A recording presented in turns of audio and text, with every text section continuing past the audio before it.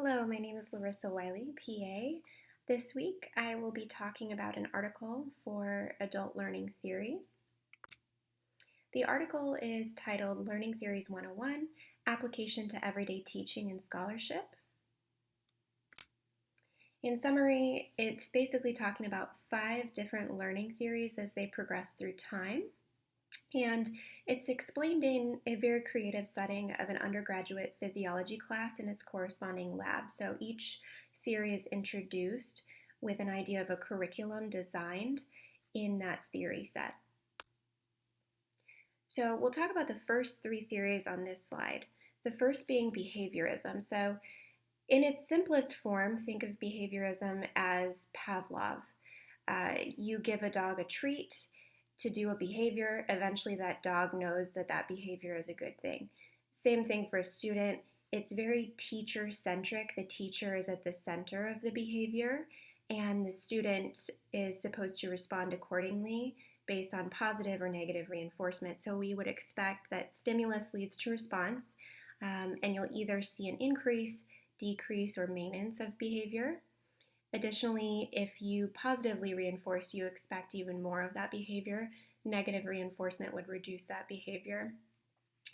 A way that you can condition this response, or the way that teachers condition this, is clicker questions, pop quizzes to get that immediate feedback.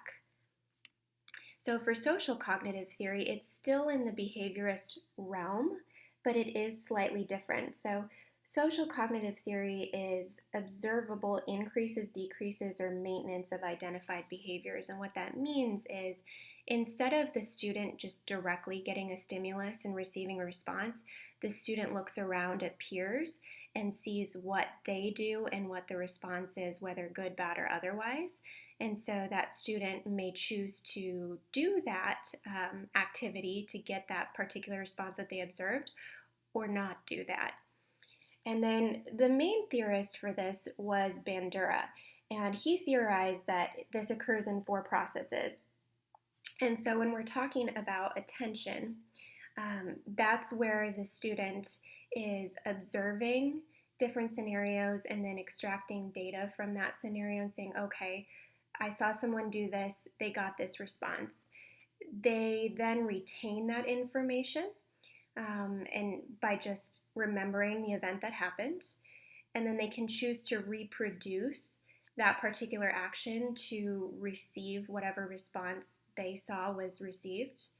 And then they may choose that they may be motivated to repeat that based on a positive reaction to whatever activity, or they may be unmotivated to do that based on a negative reaction. And so there's this idea of instructional modeling, demonstration, and imitation. So basically, the student is choosing to imitate or not imitate. And so he also talks about these anticipatory thoughts. So they think through what they're going to do, and then anticipatory beliefs about the potential for success. So if they think they'll be successful, that demonstrates a concept of self-efficacy. And then self-regulation is basically them choosing whether or not to do the activity, and then they can implement it or not implement it. Cognitive learning theory is when we really start to shift the paradigm of the learning model. This is really focused on knowledge acquisition and not behavior. So learners are much more active than they were in the behaviorism or social cognitive theories. And we start to get into the weeds of cognitive science a little bit, where we're mentally processing, and think the modal model of memory that we read about in the first chapter of our book. So we're processing these things mentally. We have the sensory register, then it goes into short-term memory, and then if we rehearse it, it may go into long-term memory. And then this really focuses on memory storage. The theorists called this concepts, and so the way we store memory has a lot to do with our retrieval of it. And then it kind of goes more into encoding and action processes, and so we make these maps of how we store memory. And so that's kind of the basis of cognitive learning theory. It's really focusing on the internal mental process that includes receiving, storing and recalling information. So the other two theories are constructivism and social constructivism. And social constructivism probably looks familiar because that was in the literature of the book.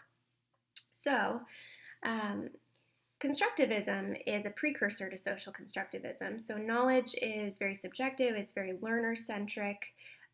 There's these organizational thinking structures.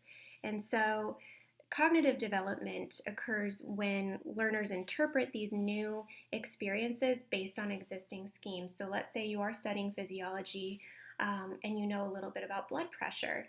Well, when you're studying the heart as a pump, you can start to build on what you already know and go into this realm of learning what you don't know.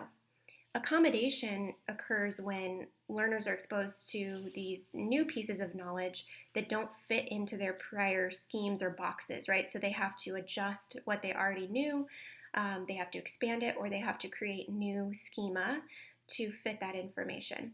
The theorist for this was Piaget. Social constructivism really expands on that, and it is still constructivism in the sense that you're building upon knowledge, but it's very social based. So you're getting input from these external stimuli, you're getting social inputs from other people, and that's causing learning.